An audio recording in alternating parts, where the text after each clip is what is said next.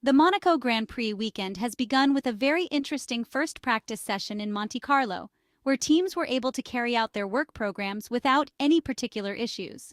After yesterday's torrential rain, the first free practice session for the Monaco Grand Prix took place under a still cloudy sky, but with a dry track surface, despite the fact that the weather forecast predicted possible light precipitation during the session. Ferrari immediately stands out in FP1, choosing not to use the soft compound for purely logistic reasons. The attempt is indeed to increase the grip of the tire as Charles Leclerc and Carlos Sainz gain confidence with the track, instead of putting a car with a high peak of grip in the hands of the drivers, only to perhaps return to harder compounds later in the day, thereby prolonging adaptation times. This shows how focused the Maranello team is on maximizing the result in the qualifying session, which is obviously the key session of the entire race weekend on the street circuit of the Principality. We have analyzed the data from the first session as usual, but with the premise that if the first practice session is normally just an introductory phase to the weekend, in Monaco this effect is even more evident, with still much room for improvement for everyone before really pushing in the 12 most important minutes of the weekend, namely the final stages of the qualifying session on Saturday afternoon. The initial impact of the SF-24 on Charles Leclerc's home track was objectively excellent. Although regularly using disadvantaged compounds compared to the competition, the Monegasque driver, with more ease but often followed by his Maranello teammate Carlos Sainz, gradually lowered the time with great control of the car, which never seemed to particularly struggle at any point on the track during this initial practice session. Good in traction, fast in medium-speed corners, and with good mechanics in the many very slow corners, Ferrari has therefore debuted with a baseline setup that appeared well-centered, including the new rear wing, which seems to have provided downforce as well as stability and traction grip. Of course, differences can only be measured when things get serious, but it is important to note from the data how Charles Leclerc has always been cautious in braking, a phase in which he usually prevails this season. It will be very interesting to assess whether this tendency is just a matter of caution, or if perhaps the new, very strong rear end gives slightly less confidence to the front end during hard braking. The latter, however, seems a remote hypothesis, with Charles Leclerc's caution not to make particular mistakes, along with the harder compound, justifying the data extensively. The car from Woking is performing better than expected for now, with the beautiful yellow livery in honor of Ayrton Senna and with Oscar Piastri finding an excellent performance. It's worth pointing out that in the last races, the Australian has been growing a lot in pure performance, especially with the updated car, which is showing encouraging characteristics. The MCL38 is indeed very fast in medium-speed sections like Massenet and Casino, and at the swimming pool, confirming a strong aerodynamic imprint of the car, but also performing very well in the very slow section from Mirabeau to the tunnel, with a mechanical setup that seems particularly well chosen for now. The biggest struggle for Oscar Piastri was the double exit of Rascasse and Nogas, where his McLaren lost about a tenth in traction along with the top session position. Notably, in the fast sections of the first sector like Massenet and Casino, Oscar Piastri lifts off the accelerator very early, managing with partial braking, which the data does not show as brake data is binary, but it is easy to infer given the speed trend, and probably engine braking the deceleration and corner entry.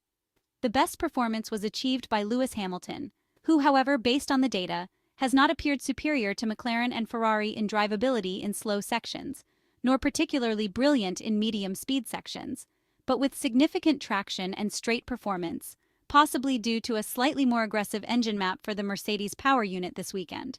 On the other hand, the Red Bull RB20 single-seater and its world champion Max Verstappen have appeared to struggle more, especially with absorbing the track's bumps.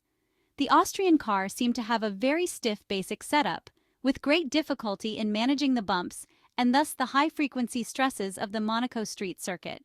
Once again, the initial difficulty seems to lie in the suspension department for the Milton Keynes team, which will need to find a better compromise than seen in the first session to give confidence to the drivers, who would otherwise be forced to take less risks, making it a complicated situation for this track.